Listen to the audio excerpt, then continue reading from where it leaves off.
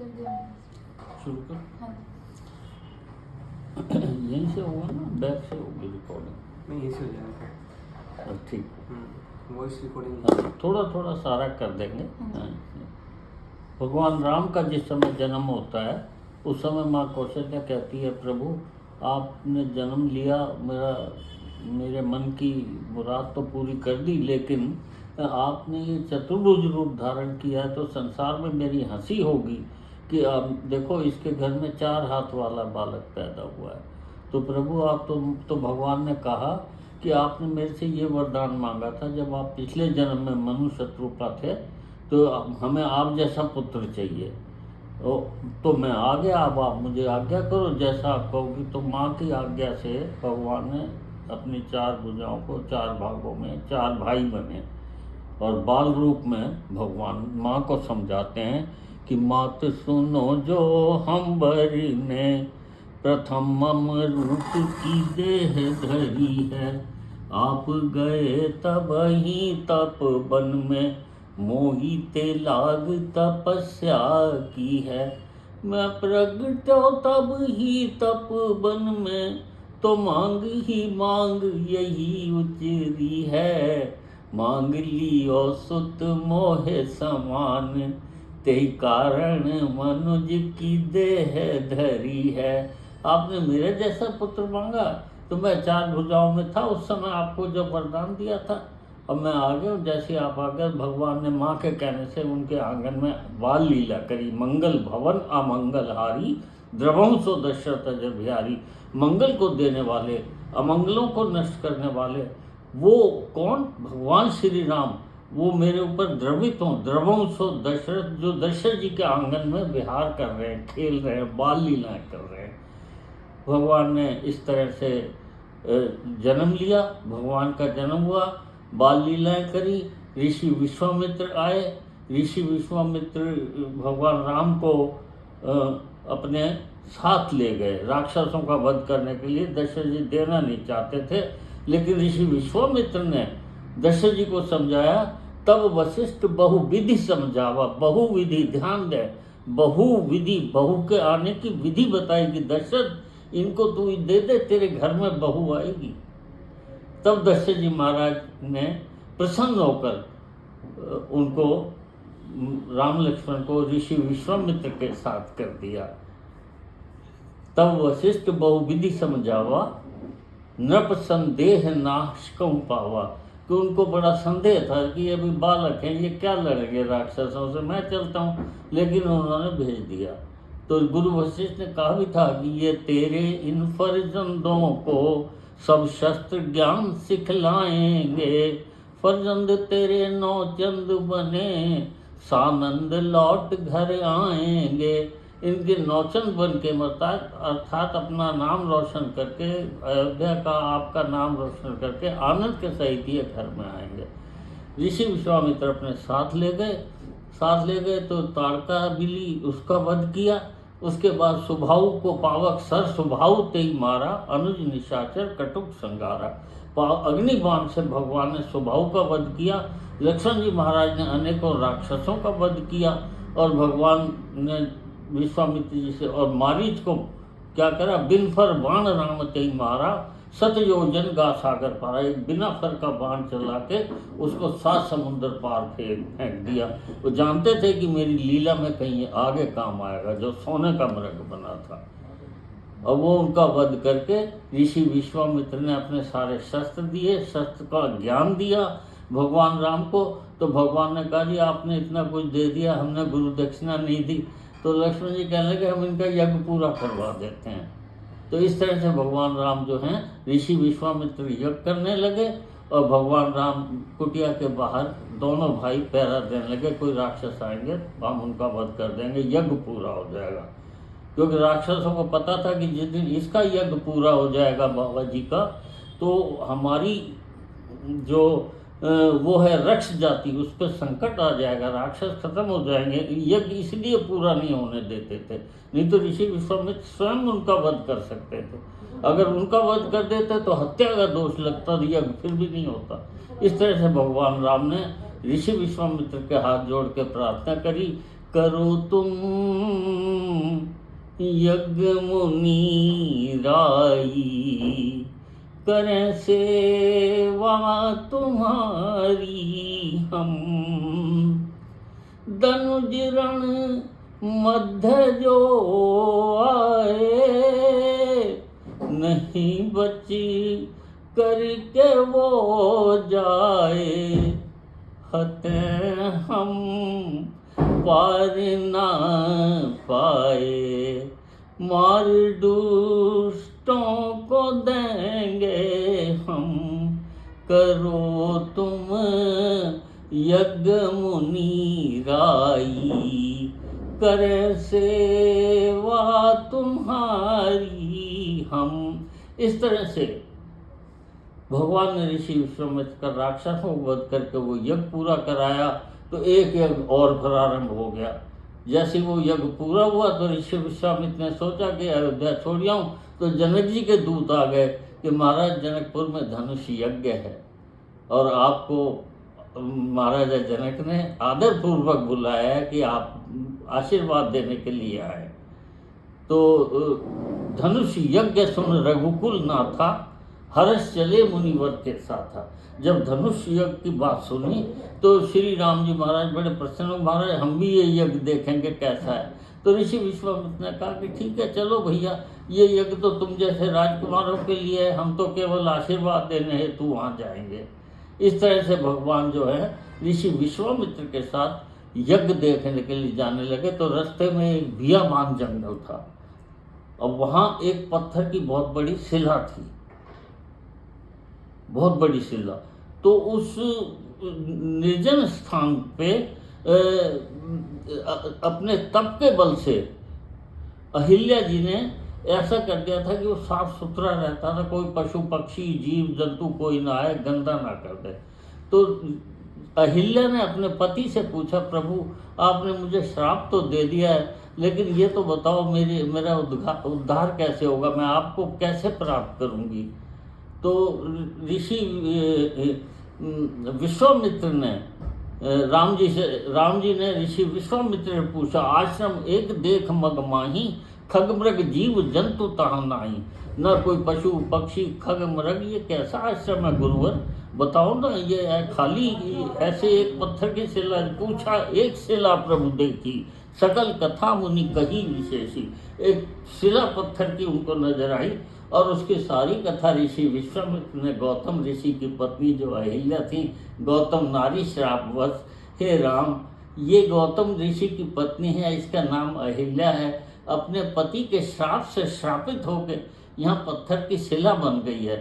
गौतम नारी श्रापवश, उपल देह धर धीर, चरण कमल रज चाहती, कृपा करो रघुवीर। तो ये आपके चरणों कमलों की रज चाहती है, आपके चरण कमल के रज या आपके चरण कमल इसको लग जाएं। इसके पति का श्राप था, ये तो इसके पति ने ये कहा था कि कोई पुण्य आत्मा, ध्यान से सुनना, कोई पुण्य आत्मा, कोई पवित्र आत्मा यदि उसके चरणों की धूल या उसके चरण इस शिला से लग गए तो देवी तुम्हारा उद्धार हो जाएगा और तुम अगले जन्म में मुझे फिर प्राप्त कर सकोगी। आप पुण्य आत्मा हैं, आप ऐसा काम करें। भगवान राम तो मन ही मन सोचने लगे, अचरज हो गया उनको, बड़ा आश्चर्य हुआ कि गुरुवर क्या कह रहे हैं, ये क्या करना चाहते हैं, क्या ये दुनिया को दिखाना चाहते हैं कि गुरु गुड़ रह गया, चेला शक्कर बन गया। भगवान ने ऋषि विश्वामित्र से पूछा, महाराज ऐसा क्यों, आप क्यों नहीं कर देते। वह असमंजस रामानंद सागर ने बड़ा सुंदर दिखाया, राम इसी असमंजस में है, गुरु की वाणी कैसे फलेगी, ऐसा मेरे चरणों में क्या है, किस स्पर्श से जिसके अहिल्या तरेगी, पावन पद पंकज की रज ही संजीवनी का काम करेगी, जिन चरणों ने जगत को तारा, उनसे अहिल्या क्यों न तरेगी, सारे जगत को जिन्होंने तारा, इनसे अहिल्या क्यों न तरेगी। महाराज आपने तो संसार को अपने चरणों से ये धूल लगा के उद्धार कर दिया, तो अहिल्या क्यों नहीं तरेगी? अवश्य तरेगी।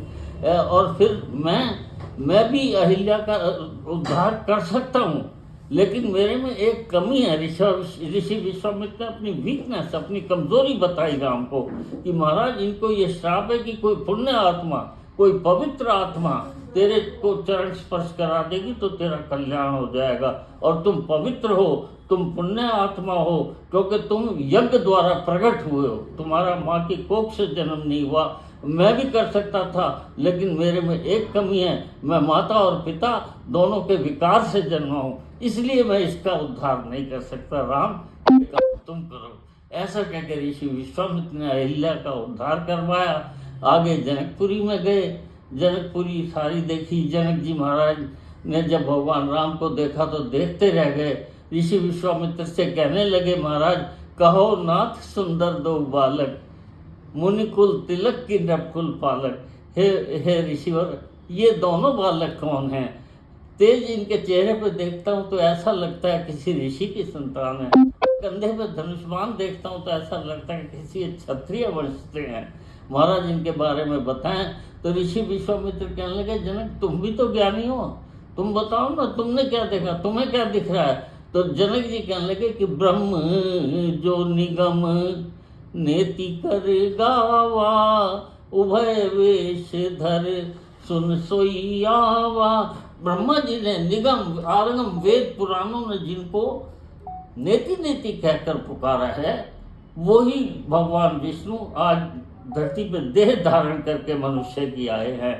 आगे राम ने इशारा कर दिया कि बताना मत, नहीं मेरा सबको पता लग जाएगा। तो ऋषि विश्वामित्र ने कहा, जनक ये कौशलेश दशरथ के जाए, मम हित लाग नरेश पठाए। ये अयोध्या के राजा दशरथ के पुत्र हैं, मेरे कल्याण हेतु ये मेरा यज्ञ पूरा कराने के लिए ये जो हैं मेरे साथ आए हैं। एक का नाम राम है, एक का नाम लक्ष्मण है, ये दोनों भाई हैं। हो चल रहा है ना, हो जा, ये दोनों भाई हैं। ऐसा कह के जनक जी महाराज ने ऋषि विश्वामित्र की अगवानी करी। अगवानी करके वहाँ ले गए। जनकपुरी में सुंदर महल, 3 महल थे। महाराजा जनक का महल था, महारानी सुनैना जो थी सीता की माँ, उनका अलग महल था। दोनों गृहस्थी होते हुए भी सन्यासी थे, इसलिए अलग अलग महल। एक महल सीता जी का था, वो खाली करवा के सीता जी को रानी सुनैना के महलों में ठहराया, और सीता जी के महल में ऋषि विश्वामित्र को और दोनों भाइयों को महाराजा जनक ने ठहराया। लक्ष्मण जी के मन में ऐसी इच्छा हुई कि जनकपुरी बड़ी सुंदर नगरी है, ज्ञानियों की नगरी है, हर जगह ज्ञान ही ज्ञान टपक रहा है। ऐसी वैसी नगरी नहीं थी जनकपुरी, ज्ञानियों की नगरी थी। हवन यज्ञ इत्यादि होता था, हवन यज्ञ इत्यादि करते थे। गृहस्थ जीवन को भले ही गृहस्थी होते थे, लेकिन गृहस्थी होते भी सन्यासी थे, इसलिए जनक जी के यहाँ कोई संतान नहीं थी। सीता जी तो धरती से आई थी। तो लक्ष्मण जी के मन में ऐसी इच्छा हुई कि ये जनकपुरी जो है चल के देखी जाए, घूमा जाए, ये कैसी है। तो लखन हृदय लालसा विशेषी, जाई जनकपुर आइए देखी। राम अनुज मन की गति जानी, बोले गुरु सन अति मृदु वाणी। भगवान तो बहुत वत्सल है ना, हमारे मन की बात को जान लेते हैं। लक्ष्मण जी की बात को जान गए कि ये लक्ष्मण जनकपुर देखना चाहता है, लेकिन गुरु जी साथ हैं, कह नहीं पा रहे हैं, संकोच के वशीभूत है मेरा भाई। तो खुद जनक जी भगवान श्री राम ने ऋषि विश्वामित्र के चरण पकड़े और आदेश के नाथ लखनपुर आज्ञा मांगी। नाथ लखनपुर देखन चाहिए। हे नाथ, ये लक्ष्मण जो है इस जनकपुरी को घूमना चाहता है। प्रभु संकोच डर प्रगट न कहीं, परंतु संकोच के वशीभूत है, इसलिए प्रकट नहीं कर रहा है, कुछ कह नहीं पा रहा है। प्रभु संकोच डर प्रगट न कहीं, जो राउर आयुष में पाऊं, नगर दिखाई तुरत ले आऊं। इच्छा राम जी की भी थी, लेकिन ऋषि विश्वामित्र फिर गोल बात करके घुमा कह दी, यदि आप आज्ञा दें तो मैं लक्ष्मण को जनकपुरी की शोभा दिखा के शीघ्र ही लौटा लाऊंगा। ऋषि विश्वामित्र चाहते तो कह सकते थे राम से कि तुम क्या दिखा के लाओगे, पहले कभी आए हो यहाँ? अभी जनक जी के दूतों को बुला देते हैं, एक रथ मंगवा देते हैं, देख। लेकिन ऋषि विश्वामित्र जानते थे वो ज्ञानियों की नगरी थी, उन ज्ञानियों को जो ना जाने कितने वर्षों से वहाँ तपस्या में बैठे थे, भगवान राम के दर्शन के लालसा थी बस। इसलिए ऋषि विश्वामित्र ने भी प्रसन्न होकर कह दिया कि जाओ देख आवो नगर, सुख निधान दो भाई, करो सुफल सबके नयन, सुंदर बदन दिखाई। हे दोनों भाइयों, जाओ नगर की शोभा देखो, घूमो फिरो, फिर लौट के आ जाना, जल्दी आना, क्योंकि संध्या का वक्त मैं पूजा करूँगा। फूल भी लाने फुलवारी से, पुष्प वाटिका से। सीता जी की वाटिका थी, हर कोई उसमें नहीं जा सकता था। मर्द के लिए तो, किसी मर्द के लिए जाना तो बहुत ही कठिन, बिल्कुल नहीं जा सकते थे, नो एंट्री का बोर्ड था, डेंजर जोन था। स्त्रियां भले ही सीता जी के साथ आती थीं, पूजा वहाँ गिरजा जी का एक ही मंदिर था, मूर्ति पूजा नहीं होती थी जनकपुरी में, हवन यज्ञ इत्यादि करते थे। एक गिरजा जी का मंदिर था, उनके यहाँ कोई शुभ काम होता था तो उन गिरजा माता से आशीर्वाद लेने घर की स्त्रियाँ आती थीं। लड़की की शादी हो, लड़के की, किसी भी कोई भी शुभ काम हो, वो आशीर्वाद लेके वहाँ से जाती थीं। भगवान श्री राम जनकपुरी घूमने लगे। छोटे छोटे बालकों ने दिखाया, महाराज इधर आओ, महाराज इधर आओ। ये जनक जी का 2 लाइन सुना देता हूँ, बहुत लंबा है वो। आओ आओ, छोटे छोटे बच्चे भगवान का हाथ पकड़ के ले जा रहे हैं, आओ हमारे साथ आओ, हम दिखाएंगे आपको। आओ आओ इधर को प्यारे, देखो रचना राम दुलारे, ये महल जनक जी का है, सब कुछ इससे फीका है, यहाँ बने अनेक चौबारे, देखो रचना राम दुलारे, ये जहाँ धरे अनेकों गमला, तुलसी के गमले सजे हुए, अनेकों नाना प्रकार की तुलसी सीता जी के गमले के महल के बाहर लगी हुई थी।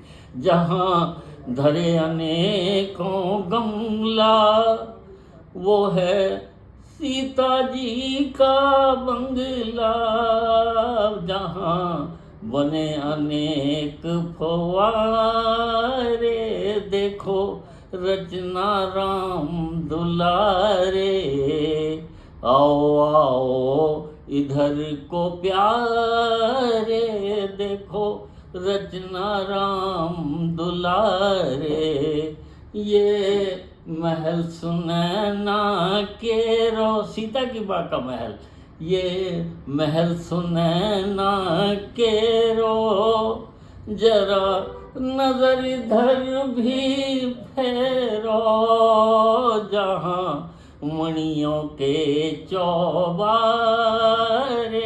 देखो रचना राम दुलारे, ये गिरजा जी का मंदिर, सब सुख है इसके अंदर, ये गिरजा जी का मंदिर, सब सुख है इसके अंदर, जहाँ पूरी होए मुरादें,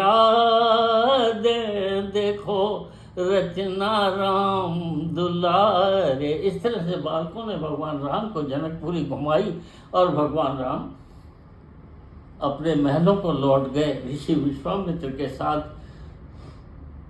से भगवान राम चरण दबाने लगे, लक्ष्मण जी महाराज चरण दबाने लगे, ऋषि विश्वामित्र सो गए। सबसे पहले जगने से पहले जगतपति जागे राम सुजान, सबसे पहले राम जी जगे, फिर लक्ष्मण जी जगे, फिर गुरु जी को उठाया और उस समय पूजा का समय हो गया था।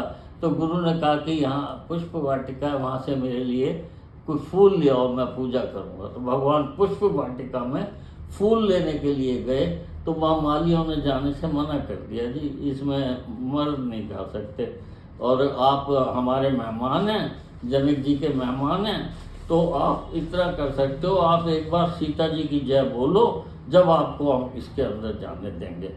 तो उन्होंने, लक्ष्मण जी ने जय बोली, उन्होंने कहा ठीक है वही बोल देंगे। तो अंदर पुष्प जो थे वो चहुदिशी चिथई पूछ मालीगन, लगे चुवन दल फूल मुदित मन। मालियों से इधर उधर देखा, कहीं दिखे नहीं, फिर किसी से पूछा भाई ये फूल थोड़े से ले, उन्होंने कहा जी ले जाओ। तो उस समय भगवान ने डलिया में फूल चुन रहे थे, काफ़ी लता ओट मतलब बेलें लगी हुई थी पीछे आगे, और मंदिर उस साइड में था। तो वो राम जी जो थे वो फूल जब चुनने लगे, दोनों भाई चुन रहे थे, तो वही गिरजा जी की पूजा का समय हो गया था। उस दिन धनुष यज्ञ था। तेही अवसर सीता कहाँ आई, गिरजा पूजन जननी पठाई, संग सती सखी सब सुभग सयानी, गावही गीत मनोहर वाणी। उस समय सीता जी भी आ गई, उधर वो दोनों भाई फूल चुन रहे थे, इधर सीता जी गिरजा पूजन के लिए आ गई। मंदिर में संग सती सब सखी सब सुभग सयानी, अनेकों सखियां सब सयानी थी, समझदार थी, सीता जी के साथ थी। हाथ में गिरजा माता की थाली थी। गिरजा माता की पूजा करी सीता जी ने, और जब पूजा करके निकलने लगी तो एक सखी ने कहा जरा इधर तो आओ सीता, देखो इधर क्या है। वो भगवान उन दोनों भाइयों को देख ही आई थी। तो उसने कहा कि आप इधर देखो, यहाँ भी तो कुछ है। तो कहने लगी नहीं अब हम घर चलेंगे। तो नहीं आप देखो, लता ओट दो तने सुहाए। सीता जी को ले गई, वो बेल दिखाई उनको, वहाँ पुष्प वाटिका घुमाई, और घुमा के सीता जी जो थी ने राम जी को देखा तो वो देखती रह गई, और मन ही मन में सीता जी ने ये विचार कर लिया अगर यही हाथ धनुष तोड़ दें तो मैं इनका वरण कर लूँगी, इनसे वरण कर लूँगी। और भगवान राम ने जब सीता को देखा तो भगवान राम ने सीता को देख के लक्ष्मण से कहा कि लक्ष्मण देख, तात जनक तनया एहि सोई, धनुष यज्ञ जेहि कारण होई। हे भैया देख, ये जनक की पुत्री सीता है जिसके कारण आज धनुष यज्ञ हो रहा है। पूजन गौरी सखी ले आई, करत प्रकाश फिरई फुलवाई। इसको गौरी की पूजा करने के लिए सखियां यहाँ पर लाई है। देख फुलवारी में प्रकाश करती हुई घूम रही है। लक्ष्मण को भगवान ने सीता जी को दिखाया।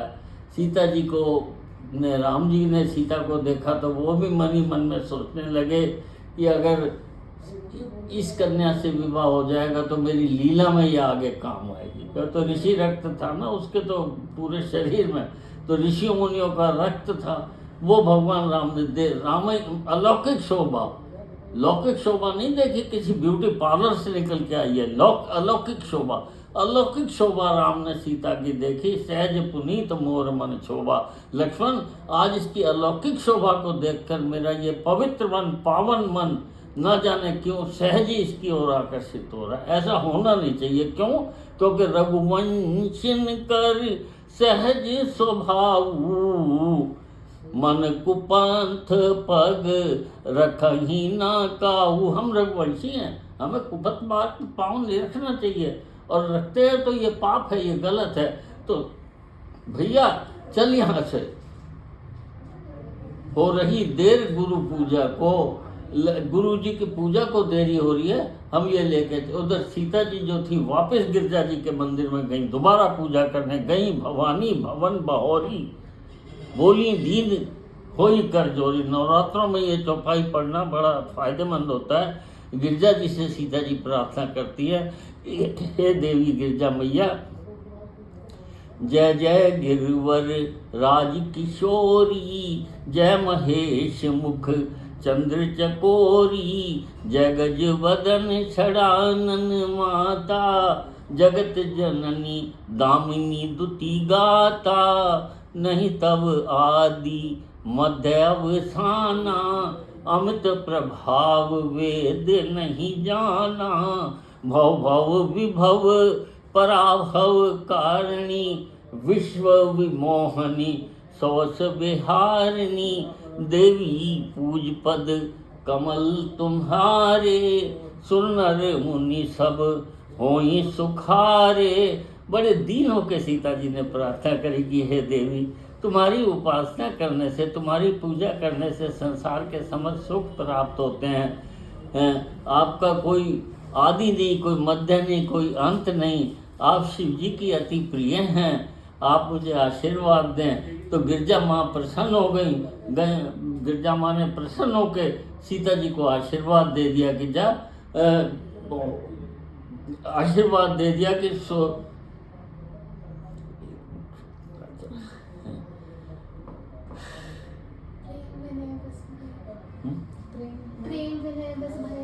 नहीं वो मैं समझ कर, मैं जरा थोड़ा विनय प्रेम वश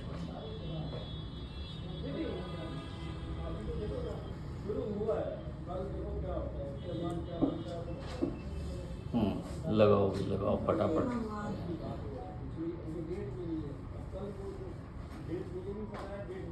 ठीक है। विनय प्रेम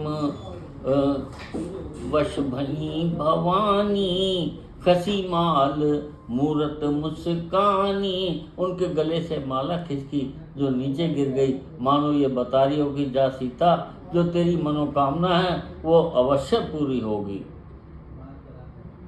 विनय प्रेम वश भई भवानी, खसी माल मूरत मुस्कानी, सुन सिया सत्य आशीष हमारी, पूजई मन कामना तुम्हारी। हे सीते, तुम्हारी मनोकामना अवश्य पूरी होगी। मन जाहिरा चहु मिलहि सोवर, सहज सुंदर सांवरो, करुणा निधान सुजानशील, स्नेह जानत रावरो। एहि भांति गौरी आशीष सुन सिया, सहित ही हर्षित अली तुलसी भवानी। पूज पुनि पुनि मुदित मन मंदिर चली। सीता जी इस तरह से माँ गौरा पार्वती को बारंबार नमस्कार करके अपने महलों को लौट गई। इधर भगवान राम गुरु के पास आए। सीता जी को देवी जी से आशीर्वाद मिल गया, लेकिन भगवान राम को कौन आशीर्वाद, वो तो स्वयं भगवान है। तो गुरु जी ने उनको आशीर्वाद दिया, तो वो पहचान गए कि ये देखो शिष्य हो तो राम जैसा। मन की बात उगल दी। जो जो बातें लक्ष्मण जी से भगवान राम ने कही थी कि तात जनक तनया यही सोई, धनुष यज्ञ कारण होई, पूजन गौर सखीले आई, करत प्रकाश फिरई फुलवाई। जो जो बातें लक्ष्मण जी से कहीं वो सब जाके अपने गुरु को बता दी। महाराज आज ना जाने ऐसा क्यों हुआ मेरे साथ, हम तो रघुवंशी हैं, हमारा मन तो कभी चंचल होना ही नहीं चाहिए। तो गुरु जी ने भी आशीर्वाद दे दिया। वो समझ गए राम के मन की बात। सुफल मनोरथ होए तुम्हारे, राम लखन सुन भये सुखारे। राम जी को आशीर्वाद दे दिया। सीता जी का विवाह भगवान राम से हुआ। बाकी तीनों बहनें भी थी, चारों भाइयों से ब्याही गईं। और भगवान महाराज दशरथ ने जनक जी से आज्ञा मांगी। काफ़ी दिन जनक जी के यहाँ रहे। जनक जी रोकते रह जाते थे, लेकिन महाराज अब जाना है हमें, तो एक दिन तो विदाई होगी। इस तरह से सीता जी की विदाई हुई। और भगवान राम जो थे उधर आए, बीच बीच बरबास कर मग लोगन सुख देख, अवध समीप पर पुनीत दिन पहुंची आई जनेत। जगह जगह विश्राम करती हुई बारात जो थी अवध समीप, आई, अयोध्या के नज़दीक आई, सब लोगों को सुख मिला। और यहाँ आके भगवान, हमारी रामायण में 7 कांड हैं, जो पहला कांड है बाल कांड, वो यहाँ आके विश्राम ले लेता है। मैं ये तो नहीं कहूँगा कि समाप्त होता है, कथा समाप्त है, ये कथाएं कभी समाप्त नहीं हुआ करती, इन्हें विश्राम ही दिया जाता है, ऐसा संतों का मत है। यहाँ तक रहने दो, तो अगली बार वनवास दिखा देंगे, तो वनवास लंबा है थोड़ा, है ना। मैं भी थोड़ा सा देख लेना कैसा हुआ है। राम वनवास में और भी अच्छा लगेगा, टप्पे गाएंगे, राम केवट मिलेगा। मैं